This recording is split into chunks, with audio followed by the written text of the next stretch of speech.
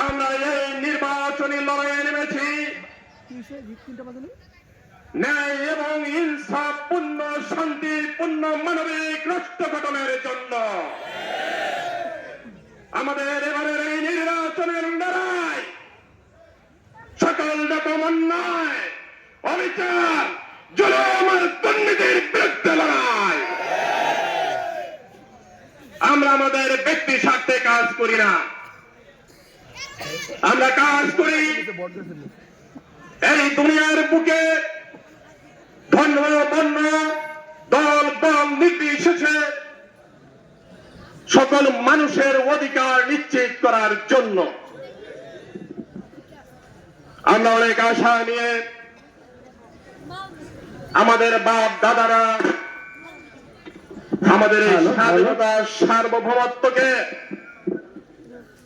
অটুট রাখার জন্য,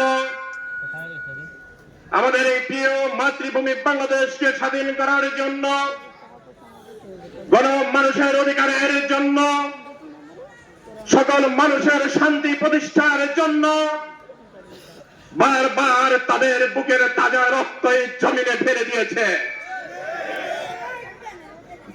আমার মা বারবার সন্তান হারা হয়েছে, আমাদের বোনেরা বারবার বিধবা হয়েছে, আমার প্রিয় ভাই নূর হোসেন রক্ত দিয়েছে। আমাদের ভাই এবং বোনেরা জাতির প্রয়োজনে, যুগের প্রয়োজনে সৌর শাসকের বিরুদ্ধে বারবার রক্ত দিয়েছে ঠিকই, কিন্তু এই দেশ থেকে সৌর শাসক এবং ফ্যাসিস্ট কোনদিনই চিরতরে বিদায় হয়নি। অতএব সময়ের দাবি 5ই আগস্টের গণঅভ্যুত্থানের পরে আমরা এই দেশে আগত এই নির্বাচনের মাধ্যমে যে বা যারাই আমরা এই ক্ষমতায় আসি তাদের সৌর শাসনের পথকে চিরতরে রুদ্ধ করে দেওয়া হবে। এই জন্য প্রয়োজন আমাদের সকলের গণভোটে হা ভোট দেওয়া।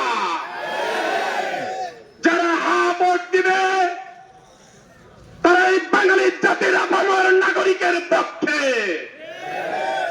যারা এই গণভোটে হা ভোট দিবে তারা স্বাধীন মহান মুক্তিযুদ্ধে যারা রক্ত দিয়েছে, জীবন দিয়েছে তাদের পক্ষে। যারা হা ভোটকে জয়যুক্ত করবে তারা এই দেশে ন্যায় এবং ইনসাফ প্রতিষ্ঠার পক্ষে। অতএব আসুন আমরা আগত এই ভোটে নির্বাচনে আমাদের প্রিয় মাত্রা,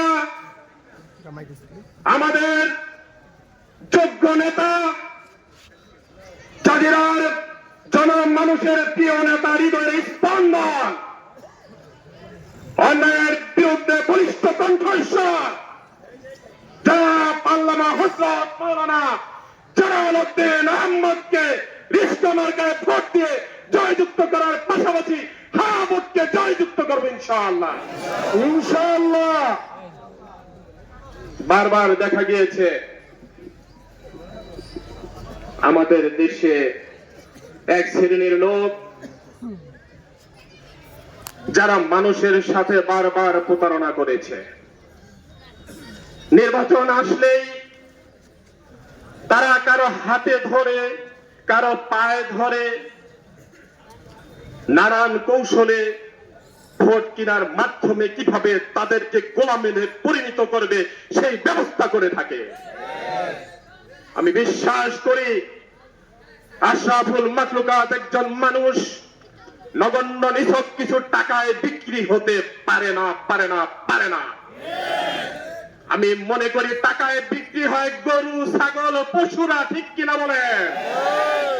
এবার বাংলাদেশে গণজোয়ার উঠেছে, আর কারো কালো টাকায় আমরা বিক্রি হব না।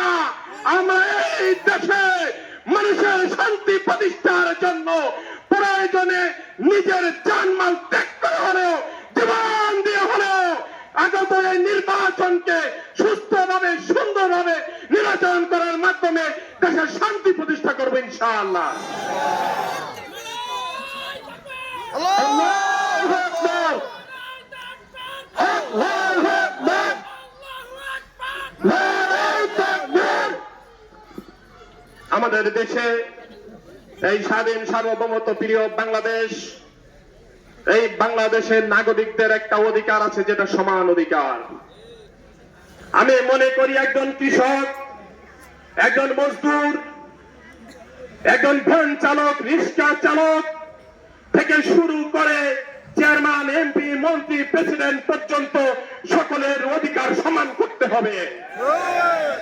এটা শুধু আমার দাবি নয়। ইন্নাদ-দীনা ইনদাল্লাহিল ইসলাম। ইসলাম হলো আল্লাহর কাছে একমাত্র মনোনীত ধর্ম। যদি ইসলামে শাসন ব্যবস্থা কায়েম করা যায়, কোরআন এবং সুন্নাহর হুকুমত কায়েম করা যায়, তাহলে একমাত্র শুধু মুসলমান নয়, ধর্ম বর্ণ নির্বিশেষে সকল মানুষের অধিকার নিশ্চিত হবে ইনশাআল্লাহ।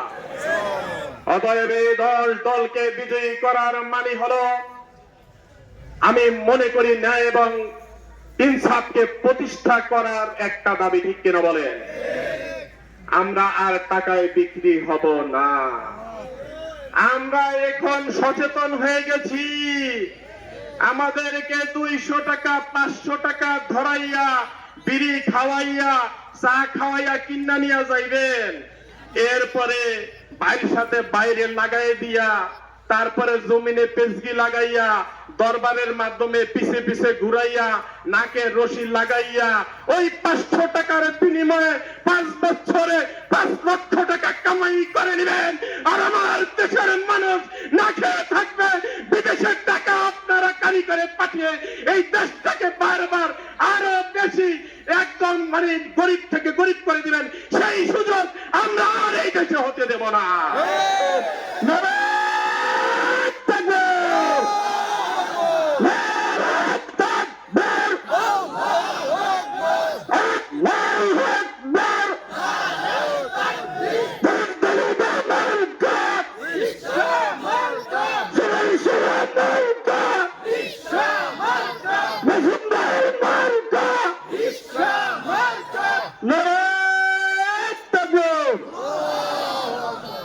দুঃখিত, আসলে সময় কম, আর অনেক কথা ছিল। আমার অত্যন্ত আদরের এবং যাদেরকে নিয়ে আমি আশা পোষণ করি, এই শরীয়তপুরের একজন বিপ্লবী নেতা ইমরান আল-নাজির, আমার ছোট ভাই, এর আমি অনেক বড় বড় আশা দেখি আলহামদুলিল্লাহ। এই শরীয়তপুরে 5ই আগস্টের পরে বিভিন্ন কাজ নিয়ে আমি দেখছি তিনি যে পরিমাণ চেষ্টা করেছেন, একেবারে সেন্ট্রাল লেভেল কেন্দ্র থেকে এই শরীয়তপুর পর্যন্ত দুর্নীতির বিরুদ্ধে ব্যাপক কাজ করেছেন আলহামদুলিল্লাহ। আজকে তিনি স্টেজে উপস্থিত হয়েছেন। আমি মূল্যবান সময় নষ্ট করব না। আমাদের যেহেতু এমপি প্রার্থী, আমাদের সকলের প্রাণের স্পন্দন, তার আমরা বক্তব্য শুনবো। আমি সময় নষ্ট করব না ভাই, তবে আপনাদের কাছে আর একটি কথা বলতে চাই। আপনারা বিষয়টা একটু ভেবে দেখবেন। আসলে 5ই আগস্টের পরে যখন আমরা একটু কাজ করার অ্যাক্সেস পাইলাম, আমি থানায় গিয়েছিলাম, প্রত্যেকটা থানায়, এসপি অফিসে গেছি, ডিসি অফিসে গেছি। বিশেষ করে জাজিরায় শতে শতে মানুষ নিয়ে যাওয়ার পরে বলছিলাম, আমি এই দেশে একটানা 10 বছর এই উপজেলার আমিরের দায়িত্ব পালন করছি। আমি একেবারে নগণ্য একজন জামাত ইসলামীর কর্মী, কিন্তু আমি গিয়ে বলছিলাম যে এই জাজিরা যেহেতু কতটুকু অন্যায় হয়েছে না হয়েছে আমি